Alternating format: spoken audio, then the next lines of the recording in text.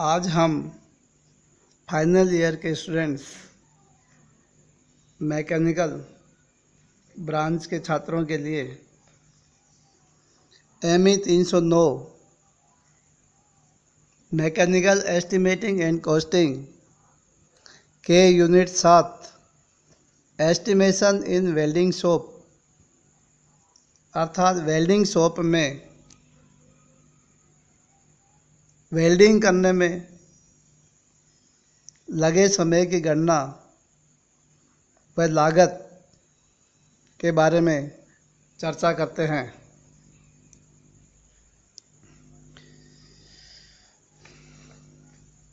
GPC Dungarpur mechanical department से ME 309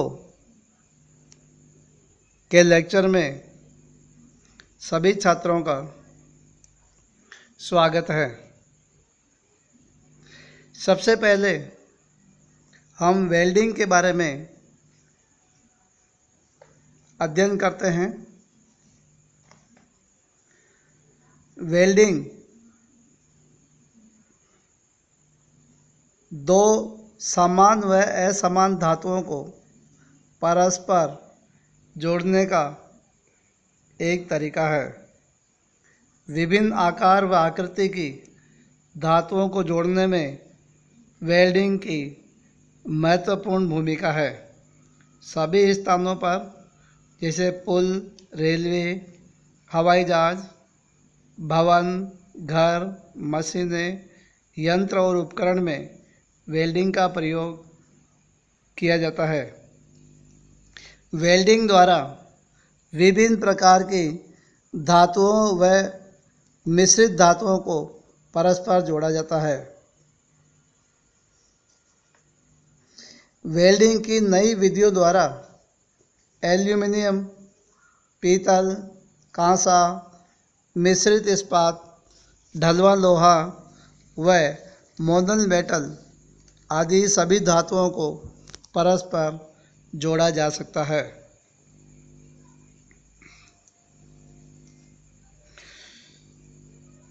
welding से होने वाले लाभ के बारे में भी हम बात करते हैं।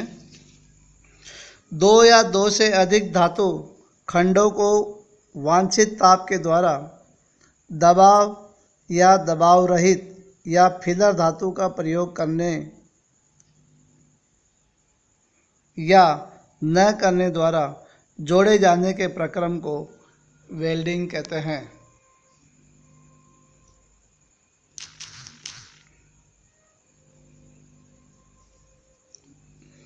वेल्डिंग से होने वाले लाभ के बारे में हम बात करते हैं। पहला लाभ है समान या असमान धातुएं सुगमतापूर्वक वेल्ड की जा सकती है। दूसरा, एक अच्छा वेल्ड उतना ही प्रबल होता है जितनी की जोड़ी जाने वाली धातुएं। तीसरा, वेल्डिंग द्वारा कार्यखंड को किसी भी आकृति में ढाला जा सकता है। चौथा, वेल्डिंग द्वारा कार्यखंड को स्पोर्ट, सीम या अन्य कई विधियों से जोड़ा जा सकता है। वेल्डिंग में प्रयुक्त होने वाले उपकरण पोर्टेबल होने के कारण कहीं भी लाए व ले जाए जा सकते हैं। वेल्डिंग प्रक्रिया हाथ द्वारा, मैनुअली या स्वचालित ऑटोमेटिक भी की जा सकती है।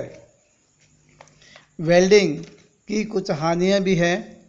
वेल्डिंग से होने वाली हानियों के बारे में हम चर्चा करते हैं। वेल्डिंग करने से पहले पार्ट्स, एजेज, किनारों को तैयार करना पड़ता है जिससे काफ़ी समय लगता है।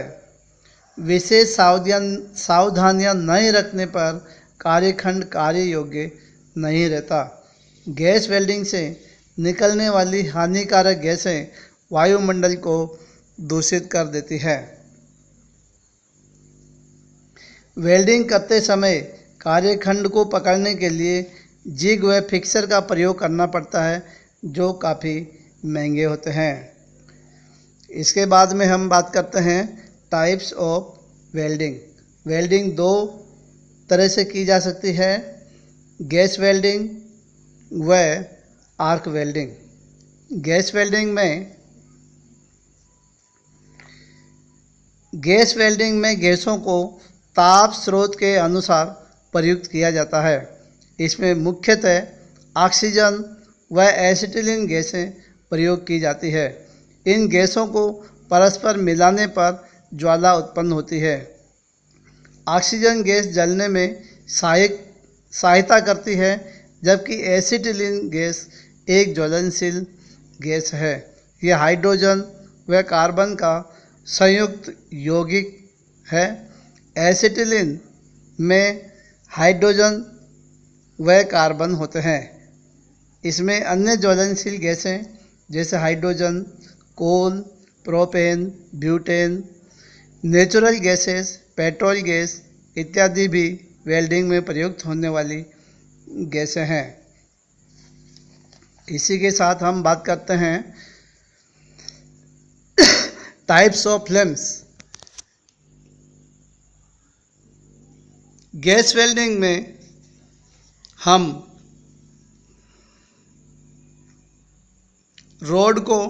वेल्डिंग रोड को, जो कि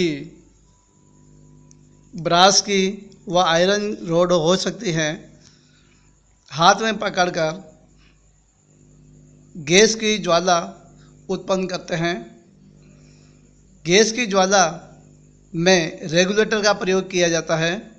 रेगुलेटर के माध्यम से एसिटिलीन गैस व ऑक्सीजन गैस दोनों मिश्रित होकर नोजल से बाहर निकलती है और स्पार्किंग के माध्यम से उनको जलाया जाता है। जलाने पर ज्वाला उत्पन्न होती है। ज्वाला 3 प्रकार की हो सकती है। पहला है कार्ब्यूराइजिंग फ्लेम। कार्ब्यूराइजिंग फ्लेम में एसिटिलीन गैस की मात्रा अधिक व ऑक्सीजन की मात्रा कम होती है। दूसरा है न्यूट्रल फ्लेम, जिसमें ऑक्सीजन व एसिटिलीन गैस दोनों की मात्राएं बराबर बराबर होती है। तीसरा है ऑक्सीडाइजिंग फ्लेम। ऑक्सीडाइजिंग फ्लेम में ऑक्सीजन की मात्रा अधिक होती है व एसिटिलीन की मात्रा कम होती है। गैस वेल्डिंग में लो प्रेशर गैस वेल्डिंग व हाई प्रेशर गैस वेल्डिंग का प्रयोग किया जाता है।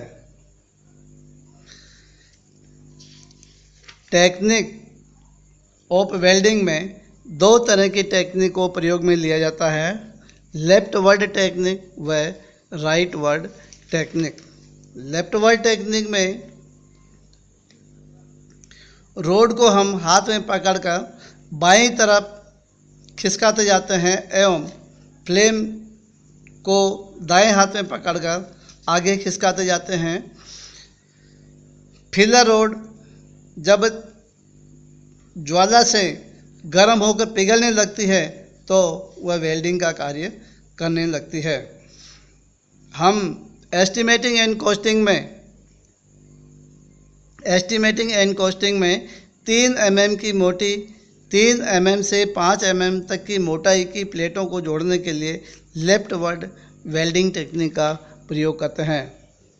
दूसरा आता है right word welding technique. Right word welding technique में हम 5 mm से अधिक मोटाई की प्लेटों को जोड़ने के लिए राइट वर्ड वेल्डिंग टेक्निक का प्रयोग करते हैं। इसमें मूवमेंट ऑफ फिलर रोड का मूवमेंट बाएं से दाएं तरफ होता है।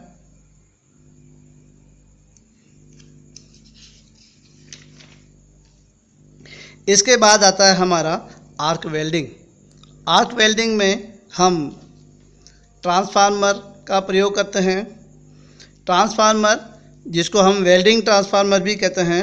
वेल्डिंग ट्रांसफार्मर में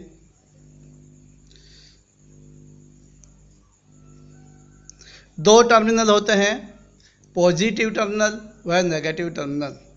पॉजिटिव टर्मिनल को हम वर्कपीस से या जॉब से जोड़ते हैं, जबकि नेगेटिव टर्मिनल को हम इलेक्ट्रोड होल्डर से जोड़कर उसमें इलेक्ट्रोड पकड़ा जाता है, अर्थात नेगेटिव टर्मिनल को हम इलेक्ट्रोड से जोड़ते हैं। जब कार्य किया जाता है तो वेल्डिंग ट्रांसफार्मर पर ऊपर की तरफ एक नॉब होता है जिसको हम रेगुलेटर कहते हैं। रेगुलेटर को घुमाकर हम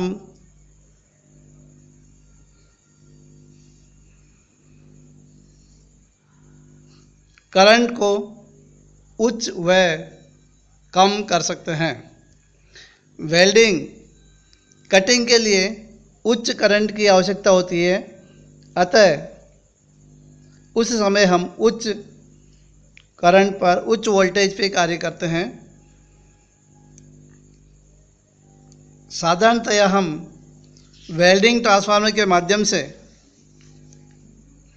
वेल्डिंग करते समय पॉजिटिव टर्मिनल को वर्कपीस से व नेगेटिव टर्मिनल को इलेक्ट्रोड होल्डर से जोड़कर स्पार्किंग उत्पन्न करते हैं।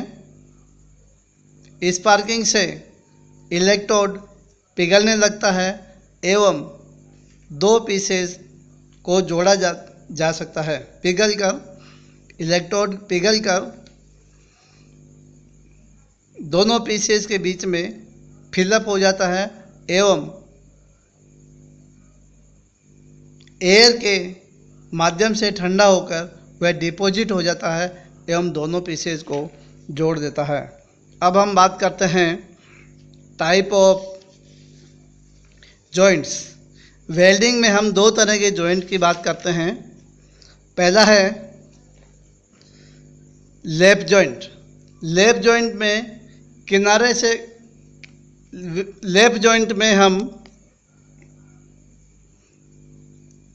एक पीस के ऊपर दूसरा पीस रखकर वेल्डिंग करते हैं, जिसको हम लैप जॉइंट कहते हैं, यानी कि प्लेट को एक दूसरे के ऊपर रखकर जोड़ा जाता है। दूसरा है बट जॉइंट। बट जॉइंट में हम किनारे से किनारे को जोड़ते हैं। चलो हम गणना करने के लिए एक क्वेश्चन लेते हैं। क्वेश्चन है हमारा, 1 मीटर लंबी दो माइल्ड स्टील की प्लेट्स को, जिनकी मोटाई 10 mm है, 6 mm इलेक्ट्रोड से जोड़ा जाता है, जिसमें करंट दिया है 250 एम्पियर, वोल्टेज है 30 वोल्ट, इलेक्ट्रोड की मात्रा है 0.1 kg, लेबर कॉस्ट दी है 4 रुपये प्रति घंटा, पावर कॉस्ट दी है 0.4 रुपये पर किलोवाट आवर, वेल्डिंग की स्पीड दी है 10 मीटर पर आवर, इलेक्ट्रोड की लागत है 40 रुपये पर केजी और मशीन की दक्षता दी है 50%। वेल्डिंग के क्वेश्चन में, सभी क्वेश्चंस में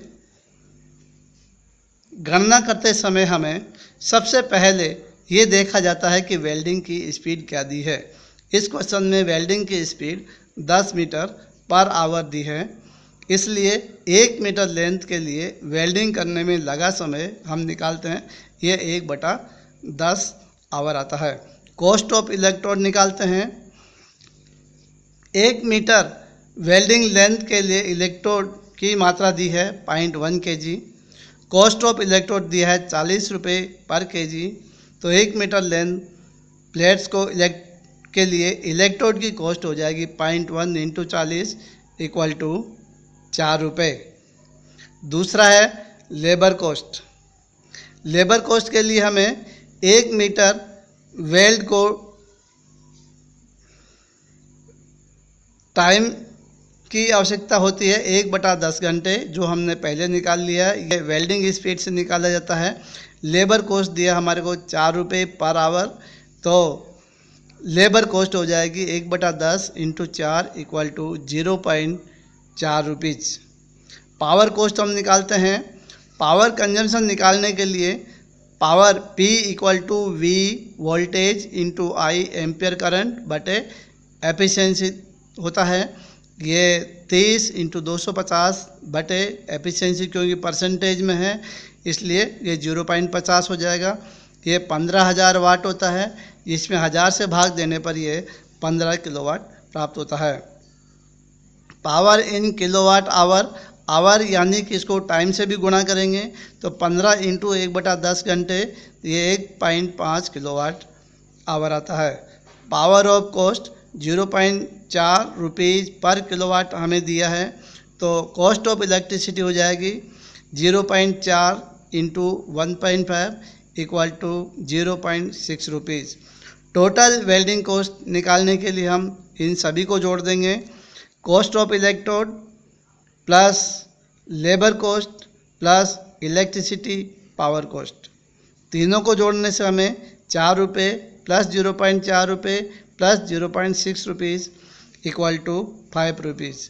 तो वेल्डिंग टोटल वेल्डिंग कॉस्ट हमें 5 रुपये प्राप्त होती है। Thank you.